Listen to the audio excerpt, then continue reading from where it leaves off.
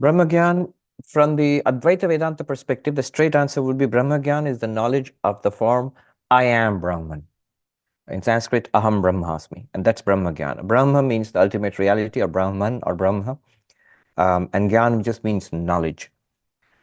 Now, then if you dive deep into it, it's very deep, very profound.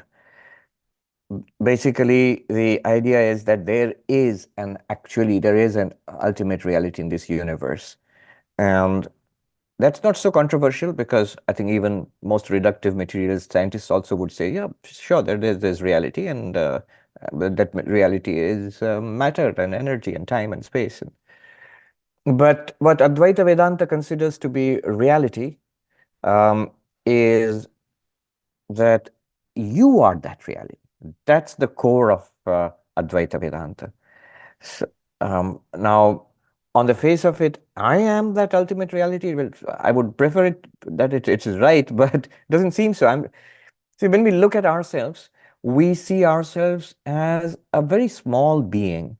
Here I am, this body, this personality, one among millions and millions of living beings, billions of human beings and billions of other living beings. Also, so small. I'm just this one vanishingly insignificant corner of a tremendously vast universe. The more cosmology advances, the more it seems the boundaries are being pushed ever further back. And if you consider time, we seem to be a speck of, momentary existence in an endless ocean of time.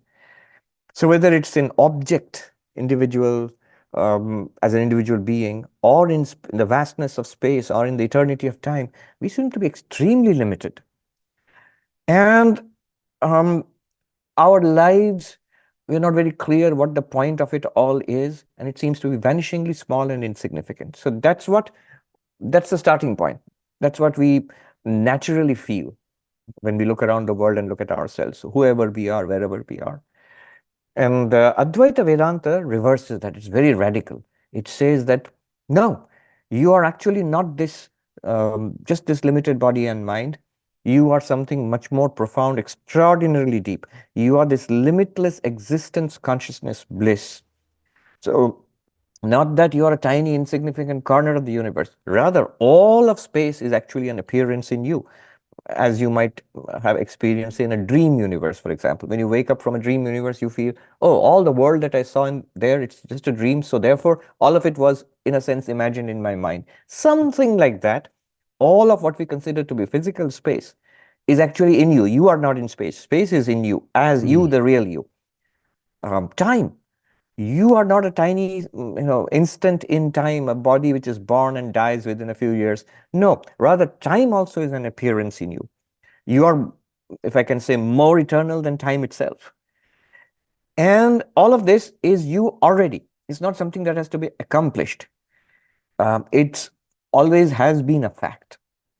So that's the real nature of the self, who we really are according to Advaita Vedanta. Now, obviously, we'll say that just sounds crazy. I don't know any bit of it. Yes, so I don't know any bit of it. It doesn't seem to be my experience at all. That's where Brahma Gyan comes in.